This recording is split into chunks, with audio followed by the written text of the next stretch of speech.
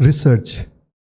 So that's what today's story is about. All the videos I make are because of you. You are the one who give me ideas, and your ideas keep this channel and my passion alive.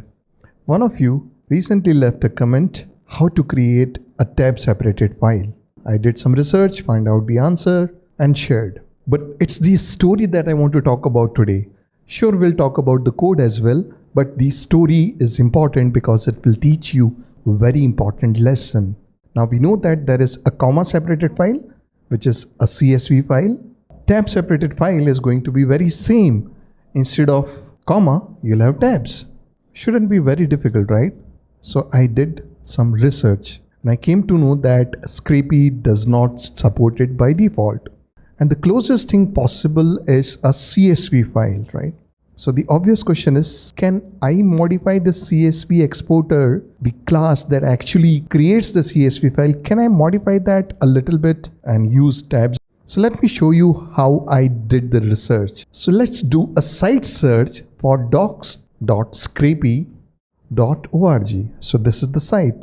And if you know Google, you know that by prefixing this to my search phrase, I'm limiting my search to this. And I'm going to look for CSV exporter because I want to modify what is there in the CSV exporter. So let's go here and look for CSV. It says that the exporter that it is using is CSV exporter. So let's click it. Now here there is no parameter which actually allows me to use tabs instead of comma. So I want to dig deeper. So I'll go and look at the source. Now I don't have to understand any of this. I just want to have a general idea of how this class is working. So CSV item exporter is deriving from base item exporter. Encoding, we don't have to worry. It's going to apply UTF-8. This is good to know. Let's see what else is there. There are a lot of other things, but here is the fun part. It is using the CSV module, the default Python CSV module. So now that we know this, let's do a Google search and let's look at what are the different options which are available. Do I have something for separator or delimiter or something like that? And there we go. We have it here, right? So this one is CSV reader, but here we can provide delimiter, right? So delimiter, instead of comma, we can provide tab. So let's see if there is a similar option for writer. And there we go. The CSV writer supports delimiter. So this is a great discovery. The next problem is there is no support, no option to specify delimiter here. And see this.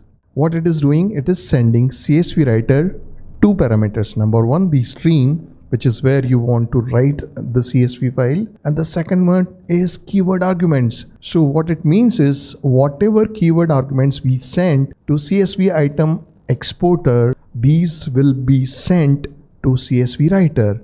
And our CSV writer will take all those keyword arguments and use it. If you send a keyword argument, which is exactly a delimiter, it will be sent to CSV writer. The problem is very straightforward to solve. We can create a subclass of CSV item exporter and we can send this delimiter as a tab character, right? Instead of comma, we can send a tab character. As I told you, today's video is not about the code, but let me still show you what I have written. I created a blog for this. I'm creating a class tab separated item exporter, which derives from, which overrides, which inherits item exporter. That means that it is going to take all the functionality of CSV item exporter, and then we are sending a keyword argument delimiter. So we send this as tab. In the feed exporters, you define the complete path, and this TSV just a name which I came up with. Now what are the lessons from this? The lessons is not code. You can simply copy paste the code and use it. Now the lesson is that when you are facing problem, number one, do a proper Google search. Number two, stick to the official sources first. So don't look for easy alternates. Use your brain. Try to think of alternate ways. Try to think of related ways and see if you can modify those things. Python is very successful, and primarily the reason is all these open source package. So if you have open source package such as Scrapy, and if you're not even looking at the code, then you are doing injustice to Scrapy. Learn how to read the code. If you don't understand everything, doesn't matter. Start reading the code, and of course you can modify. So I'll leave you to this. I'll see you in the next one.